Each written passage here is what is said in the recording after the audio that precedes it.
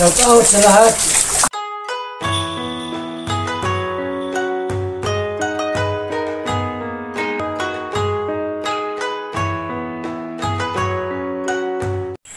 Hello, magandang umaga sa inyong lahat mga kalingap. Tapos na po yung birthday ni Maricho kagabi.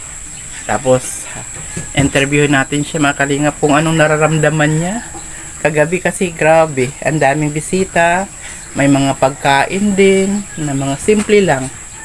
Tapos nagpalaro sila kagabi at parang umiiyak sa kaligayahan si Maricho dahil deserve naman din niya mga kalingap na maranasan niya, na sabi ko nga sa kanya na hindi ko siya naranasan yung naranasan niya ngayon, pero masaya ako sa nangyayari sa buhay niya dahil nga talagang baga hindi niya inaasahan yun. Kaya tanungin natin si Maricho sa kanyang birthday kahapon.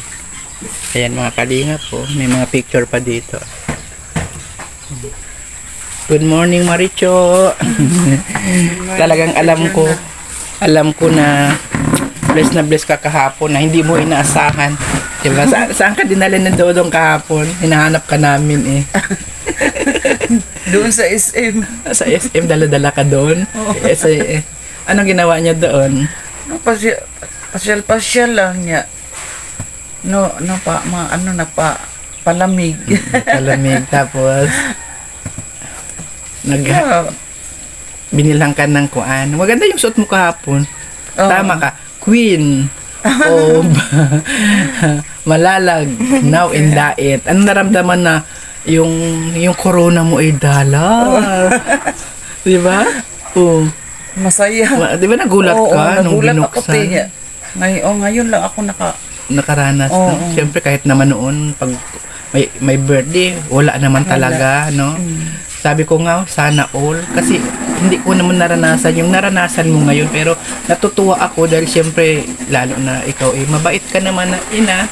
Kahit nasabihin si Kalinga Pao ay siyempre, may minsan high blood, di ba? Pero nandoon yung pagpapasensya mo. Kaya nagpasalamat din ako sa'yo. Marunong kang magdala kay Kalinga Pao. Pag medyo nagtatampo, di ba? Nandyan ka. Tapos nung nilagyan ka ng corona, anong kasunod nun? May kapa. May kapa, di ba? May SAS. Yung SAS pera din. Yung corona mo, dollar. Tapos peso naman yung SAS niya. Ay, grabe talaga. Kung ngayon na ako nakaranas sa buong buhay mo na. Sa buong buhay mo na. Buong buhay. Nandito ka sa dait. Kaya sa pagmamahal ni Dodong sa amin. Hindi kayo pinabayaan. Talaga nakapokus sa inyo si Dodong talaga. Kasi siya ang siya ang maraming blessing. Tapos sa inyo dumadaloy ang biyaya. Kaya natutuwa naman ako. Tapos nakita ko umiyak ka din, di ba? Hindi natin makukuha yung puso ba natin na hindi na ako makapagsalita kasi umiiyak na. Pati si Kalinga Pao umiiyak na din. Ang bilis din mag-iyak pala ni Kuya. Mababa din ang kuwan noon ni luha. Madaling bumagsak. Tapos niyakap kayo ni Dodong, di ba? Siyempre kahit nawala yung mga anak na iba. Pero di ba? Kasi dati naman pag magbe-birthday kasi Dodong naman ang wala. Si Dodong ang wala. Kompleto naman kayo doon. Doon ako mag-birthday ang mga anak. Iba. Si Angeli, si Maui, si Janjan. Si Dodong naman ang wala. Ngayon naman si Dodong naman ang meron. Nandito, wala naman yung iba. Pero okay lang, at least naranasan mo yung anong nararamdaman mo dito sa dait. Namimiss mo ba yung sa Davao or dito kontento ka na? Namimiss ko yung sa Davao pero kung pag dito na ako, gusto na ako tumira. Saka tahimik naman dito Yung pagtatanim mo lang ng mga gulay-gulay at saka yung araw na yun, mauubos mo na yun Kaya ako nga kahapon, bigla akong pumunta at naalala ko nga, sabi ko, may handa man siya o wala, basta wala naman akong regalo sa'yo dahil Okay lang. Yung presence ko lang na nandito tayo kasi pag nandito naman ako, kwentuhan naman tayo sa mga buhay natin noong panahon, di ba? Pag nandito ka, kumain si Awe, ikaw, tapos ako dyan. Ang pinagkwentuhan naman natin yung mga nakaraan na dapat nating pasalamatan dahil nakatikim tayo ng hirap at nakatikim naman tayo ng ginawa. Maiko-compare mo yan eh.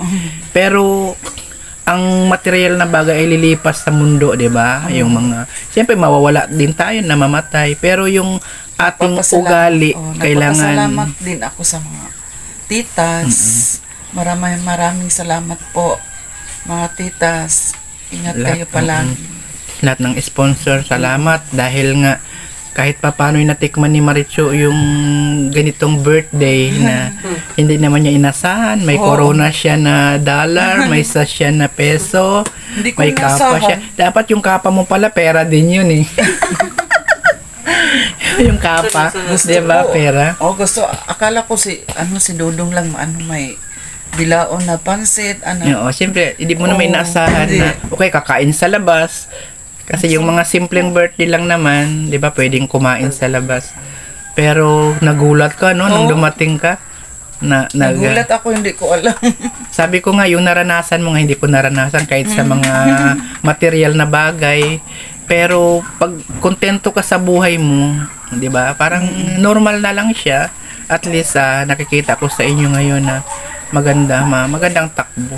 Kaya salamat tayo kay Kuya Bal. Kung hindi kay Kuya Bal, wala ka, wala si Kalinga, wala si Roel, at wala din ako dito sa Daip. Panginoon po. Oo. Yun, gumamit ang Diyos ng instrumento. Kasi nakikita naman ni Kuya Bal yung hirap din ninyo noon. Na siyempre, wala naman siya maitulong din noon dahil hirap din siya. Kaya ngayon, iniisip. Salamat din ako kay Ate Bing. Kay Ate Amy. Akala mo hindi na makaahon sa buhay. Kasi lahat naman kami magkapatid, nag-umpisa kami sa, siyempre magulang namin mahirap eh. Di sikap, kanya-kanyang diskarte sa buhay. Ngayon, meron man lang mahirap pero hindi masyado. Alalay na lang sa pagbigay-bigay, gano'n na lang. Kaya nagsishare naman din ng konting blessing, no? Kaya salamat sa inyo at nairaos mo yung birthday mo ngayon. Handa naman, di ba? Huwag na yung puro litson kasi dati naman may gulay. May nagluto kahapon. Yung kuwan lang, yung mga prutas. Tapos nagpalaro din sila. Matagal din natapos. Ang daming pera ng mga nananalo. Talagang bumaha ng pera. Kaya masaya, napakasaya. Kaya thank you doon sa titas at saka doon sa Trusa din yun. Yung Trusa family na tumutulong. Ayan, ipakita mo. Wow, tanong mga kalinga po. Anong tatak niyan? Si Kusa. Si Kusan. Meron pa yung laman na pera. Nakikita kasi ng Diyos yung puso natin noon, di ba? Kung anong itinanim, yun din ang anihin natin. Kung nagtanim ka ng masama, normal na masama. Parang prutas yan or puno. Pag nagtanim ka ng mangga din. Hindi yun naman santol o kaya papaya. Kaya kung kabutihan noon, dala-dala ng mga anak natin yan hanggang sa apu-apuhan. Kasi yung magulang namin, yung biyanan mo, siyempre noon maliliit pa kami kahit walang-wala kami. Nakikita mo yung pagbibigay din sa kapwa, 'di ba? Si nanay, kahit walang makain, basta may lumalapit sa kanya ay hinahatian din. Kaya siya ang nagtanim. Ngayon, kami ang nag-aani, di ba? Siyempre, magtatanim din kami sa sarili namin para din sa mga anak namin at saka sa mga apo. Kaya, unang-una si Kuya Bal, kuhang-kuha niya yung matulungin doon sa nanay namin. Kasi minsan, namamana yan ng mga anak. Tapos, namamana din ni Dudong, di ba?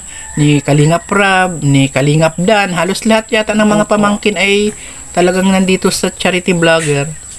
Talagang si Kalingap Awi, sa ngayon, siya na ang tumutulong. Dati siya ang tinutulungan. Ang buhay naman, di ba? Parang, siyempre, bilog ang mundo. Umiikot-ikot lang, minsan nasa ilalim. Pag nasa taas naman tayo, kailangan lingunin mo rin yung nasa ilalim. Siyempre, doon tayo nanggaling. Kaya, Gulong ng palad. gulong ng palad. Kung yung kuya ko na panganay, pag nagkukwentuhan kami, sabi ko sa kanya, parang ang buhay parang gulong Gulong ng ng sasakyan, sabi niya. Eh kung flat yun, hindi na tayo makaakyat kasi na flat na naman, hindi na makaakyat sa ibabaw. Kasi nagbibiro din Kami siya. noon, gulong ng palad. Gulong ng ganyan, umiikot talaga. Hindi mo alam yung mangyayari bukas. Kaya Diyos lang nakakaalam sa lahat. Opo. Kaya ang importante ay yung ugali natin, mabait ka at maging mabuti sa kapwa. Unang-una sa pamilya, 'di ba? Dahil yan hanggang pagkamatay natin dala-dala natin 'yan. Dahil ito namang nandito sa mundo ay iiwanan din natin 'yan. Kaya masaya si Maricho ngayon kahit na wala yung mga anak niya, magdadatingan naman yung mga bata din dahil dito naman mag-aaral yung bunso. Kaya dito na siya nakapokus. Bali, sinong maiiwan doon sa Davao pag yung nandito na kayo? Si Angel. Si Angel at saka si... may trabaho naman siya. Sabagay, pwede naman siya pag ganyan-ganyan. Sabagay, malayo ka, malayo din ako, pero dito kami nagtagpo sa Dait. Thank you, Maricho, belated happy birthday. Birthday mo Thank you kahapon, po, ngayon panibago. Meron pa kayang susunod, yun ang abangan natin. Kasi golden na yun. Oo, 50. Pero ngayon, di ba? Oo, pero bata pa si Maricho. Kami nga magkita-kita kami magkapatid sa reunion, puro na mga senior Bahala na kung sinong aakayin. Aakayin na. Pero malakas pa daw sila. Si Yoli naman, nagbabike daw siya. Si Bing naman, tumatakbo din. Ako naman, lakas. Si Ate May yun ang kwan mo. Akayin kasi kwan siya double vision. Yung kalsada, akala niya walang bababa. Ang akala naman niya may pababa, kaya madudulas talaga siya, hindi niya alam. Kasi yung mata niya, double vision, kaya malakas siya, wala naman siya maintenance, pero yung mata niya, yun ang mahirap pag mata ang diferensya. Kasi ang tingin mo doon, akala mo malapit, malayo pala. Akala mo walang baba, yung pala meron. Kaya thank you, Maricho. Thank you po, God Ate bless, Gina. more blessings to come, ha. Basta Thank you sinasabi po. ko sa inyo, huwag kayong magbabago.